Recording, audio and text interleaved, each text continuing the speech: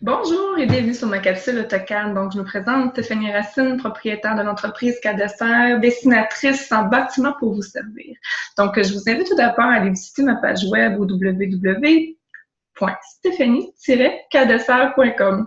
Si vous avez des questions ou des commentaires sur la capsule qui suivra ou sur les précédentes, n'hésitez pas à m'écrire au stéphanieracine.cadasser@gmail.com.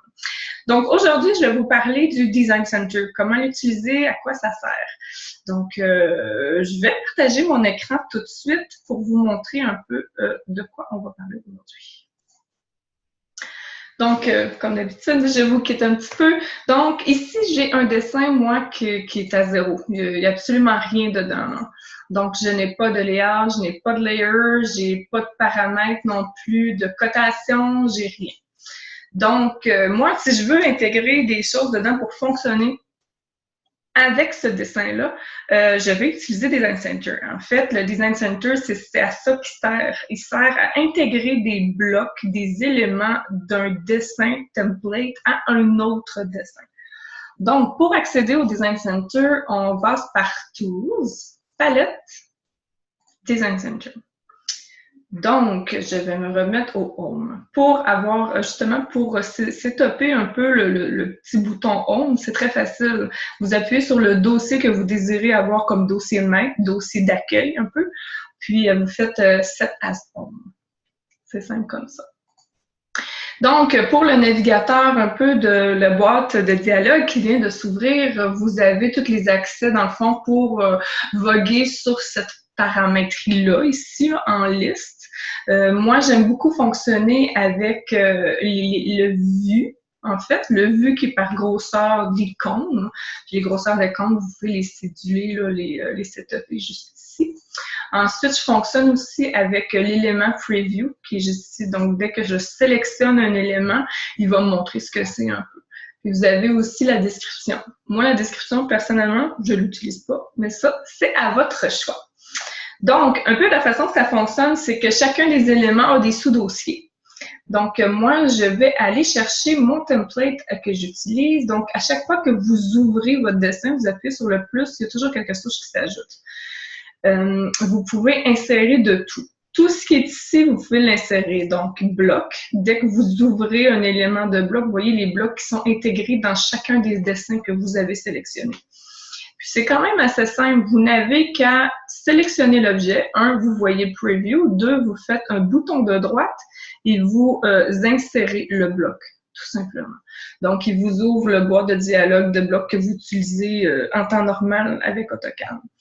Donc, vous faites OK. Puis là, il va vous demander, je vais juste fermer ça ici, il va vous demander où le positionner dans votre dessin.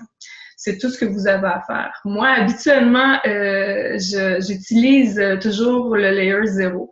Donc, si vous avez un bloc où est-ce qu'un élément est attaché à ce bloc comme un layer, une couleur ou autre, il va s'intégrer dans votre dessin. Mais moi, j'utilise le layer 0 dans mes blocs, ce qui est très recommandé pour faciliter le changement de propriété de chacun des éléments que vous intégrez. Donc, comme je disais, la propriété va suivre le bloc que vous avez inséré ou l'élément que vous avez inséré. Vous avez également les dim style, donc la cotation. Fait que moi, je pourrais intégrer, bon, on va y aller avec une qu'on utilise souvent, la cote un quart. Donc, add dim style. C'est quand même assez simple. On va lui laisser le temps de réfléchir. Sinon, je vais vous le montrer par ici. Donc, vous voyez, il est intégré là. Automatiquement, c'est juste le temps que mon AutoCAD réfléchisse à l'insertion que je viens de lui faire. Évidemment, il n'y a pas de propriété qui va suivre l'élément de cotation parce qu'il va y aller avec les layers qui sont sur place. Donc, lui, par défaut, il n'amènera rien de problématique à votre dessin. Donc, on va voir, là, il vient de faire son insertion. Ensuite, vous avez évidemment les layers, plusieurs sortes de layers qui peuvent se joindre. Donc, vous pouvez les sélectionner en groupe ou les sélectionner à l'unité. Puis encore une fois, vous faites Add Layer.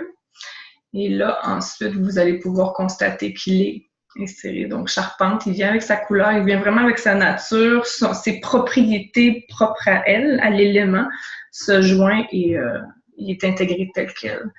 Ensuite, vous pouvez également faire l'insertion des layouts. Encore une fois, assez simple. Vous sélectionnez, bouton de droite, Add Layout, il l'intègre automatiquement. Évidemment, il intègre avec ses propriétés. Donc, je vous camoufle ça ici. Moi, j'ai une image, puis quand j'intègre mes cartouches à mes layouts, pardon, ils sont toujours intégrés en référence externe. Donc, si je vous amène l'élément de la référence externe, vous allez voir que moi, il vient avec par défaut. Il nous met un petit warning parce que lui ne reconnaît pas le chemin. Donc, vous pouvez par la suite aller lui présenter son chemin sans problème. C'est pour ça qu'il ne le comprend pas. Moi, je vais le détacher. J'en ai pas besoin. Je remets ça de l'autre côté. J'ai dit j'en avais pas besoin, mais en fait, je voulais vous montrer que, bon, là, il y a le MView, parce que forcément, j'ai juste le MView que j'ai laissé. Mais je vais vous en intégrer un autre. Puis on va y aller avec la fondation. Fait qu'il va le réintégrer. Donc, quand vous avez des erreurs comme ça, c'est aussi simple que d'aller l'intégrer à votre dessin. Donc, ce que je voulais vous montrer, c'est qu'automatiquement, vous allez voir tout ce qui est relié au layer cartouche devient comme ombragé. Ça, c'est dans le cas d'une situation où c'est en X référence. Donc, voilà, ça vous parle un petit peu de à quoi sert le Design Center. C'est simple comme ça, mais ça vous simplifie tout de même la tâche quand vous partez d'un dessin à l'autre. Puis des fois, ça peut être des éléments de bloc. Comme moi, j'utilise beaucoup le dessin banque de blocs que je me suis fait. Puis dans cette banque de blocs-là, vous allez voir, il l'intègre automatiquement. J'ai beaucoup de blocs que je me suis fait qui sont intégrés dans le dessin. Donc, je passe par ici pour les intégrer à mes dessins que je fais avec mes clients. Donc, c'est quand même plus simple, plus rapide et facile à manipuler. Tu sais. Si je reviens dans le modèle puis que je veux intégrer un four, donc il vous montre l'élément du four en élévation ou du four en plan, puis automatiquement, vous faites l'insertion du bloc. Vous dites OK, puis vous allez l'intégrer à côté. C'est aussi simple que ça. Donc, c'est quand même un outil qui est hyper sympathique, hyper simple à travailler, puis qui est rapide, qui vous sauve beaucoup de temps. Je vais arrêter le partage d'écran et je vais en profiter pour vous souhaiter une bonne journée. Et ne vous inquiétez pas si vous avez des questions, je peux vous aider avec le plus grand des plaisirs. Donc, sur ça, bonne journée et à une prochaine capsule.